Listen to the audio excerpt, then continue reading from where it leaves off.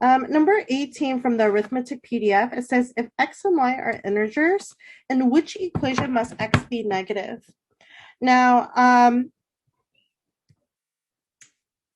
if the answer is, if we look at answer choice A, we don't know if x is negative or y is negative, because we know that because the answer is -1, either x can be negative or y can be negative.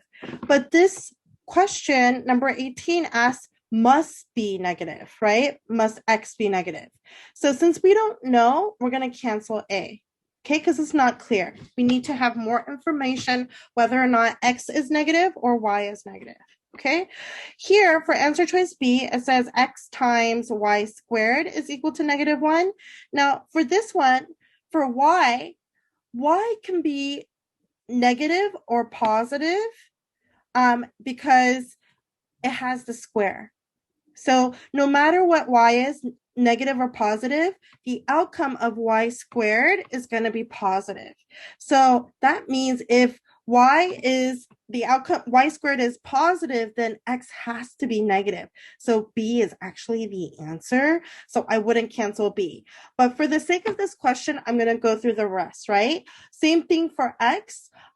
If we have x squared, no matter what, if x is negative or positive, the outcome of x squared is going to be positive. So for answer choice C, y must be negative. Okay, we don't know if x is positive or negative. It doesn't matter, because when we take the square of it, the outcome is always going to be positive. So again, we don't know that x is negative or positive because of that square. So we can cancel C. Now, this one, same thing, x squared, y squared, we can just cancel D, and also we can definitely cancel E. Okay, so the answer for number 18 is going to be B. Okay, which is x times y squared is equal to -1. Now I'm going to clear this out, and I'm going to do number 20, and it says if 5p plus 12 is equal to 17 minus 4 over p2 plus 1. So you wrote out the question, we just need to do PEMDAS, right? So now here it says we're gonna, that's that. We're just gonna basically use the distributive property. And so I'm gonna bring down the 17.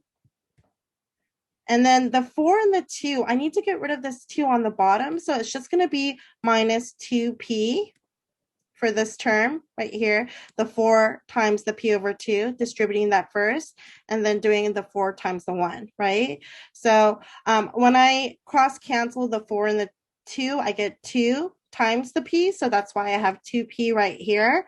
And then the -4 times +1 is just going to be -4. So I'm going to bring down this 5p plus 12. Now I'm going to block this question mark box that you drew, which is totally okay. You're going to see a bunch of different colors on this screen here.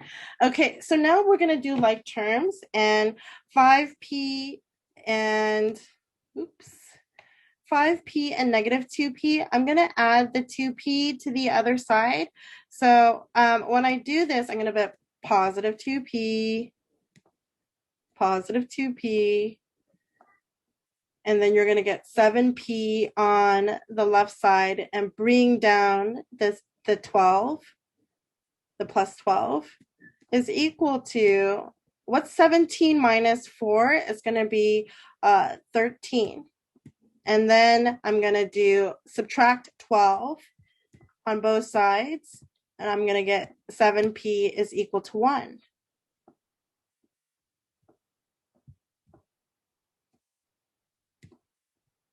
So p is equal to 1 over 7. And my answer for this problem is going to be A. Okay, so that's how you're going to do number 20. Okay, I'm going to just send you a quick snapshot of these. And you just actually you just sent me a text And so I'm going to send you that. And you're going to get this video shortly. Okay, let's do the next two problems. 21. Now, this is a little bit of a fun problem. 2x over 5y is equal to 6. So I'm going to write that down again really quickly. And then I'm going to actually cross multiply for this one. I told you before in the past that there's like an invisible one underneath the 6. So when I multiply 2x times 1, it's going to be 2x. And then 6 times the 5y is going to give me 30y. And this problem asks the value of y in terms of x. So it's just basically saying, what is y equal to? So when I do that, I'm going to divide both. I'm going to isolate the y and then divide both sides by 30. And so I'm going to switch this around. The 30 and the 30 are going to cancel. Y is going to be equal to, when you simplify 2 over 30, it's going to give you x over 15, or 2 over 30 is 1 over 15, so it's going to be x over 15. Okay, so this is just basically manipulating the problem so you can solve it easily and solve for y. And when it says that, you know, what's the value of y in terms of x, it's just basically asking like, what is y equal to in the other terms, right? And this is just algebra because you have two different terms and you get to kind of do the interplay between x and y. But anyways, I was rambling a little bit at the end. Don't pay too much attention to that. But the answer is going to be A. Okay. And I'll take a picture of that for you and send it to you. And you can still send you an audio version of this and also a video version. Okay. Let me clear this out for you. Let's do 26. Okay, this is same thing. You're going to basically distribute, and then you have two different terms, A and M, and it says what's the value of A in terms of M. When I distribute, I'm not going to write the original problem for this. I'm just going to go ahead and distribute.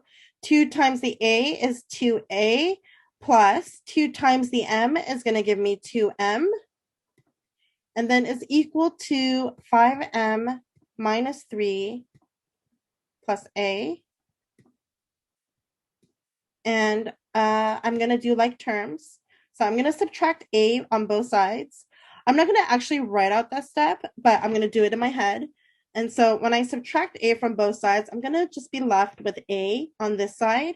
And when I subtract 2M from both sides, I'm going to be left with 3M on the other side. And then I'm just going to bring down the 3. Okay, if you really needed me to write it down, I am happy to do it. But after you do it so many times, you kind of just do it in your head, and you may or may not be at that point. If you aren't, go ahead and write it down. If you are, you don't have to write it down. It's really up to you. So these parts cancel. And then, yeah, like I told you, 2A minus A is equal to A. 5M minus 2M is equal to 3M minus the 3. And then it says, what is the value of A? Oh, it's already in there. 3M minus 3. So E is going to be my answer for this one. Okay. And I'm going to take a snapshot of it. If you have any more questions, let me know. What I prefer you doing is sending me questions one by one so I can reply to that and do a short video. When you send me a set, it's just too much to go through. So as you're doing it, try to maybe just do one at a time. Or if it's on the same page, you can take a page and say, you know, this and this. It's just so much to juggle through. But anyhow, good luck on your studying. I'm very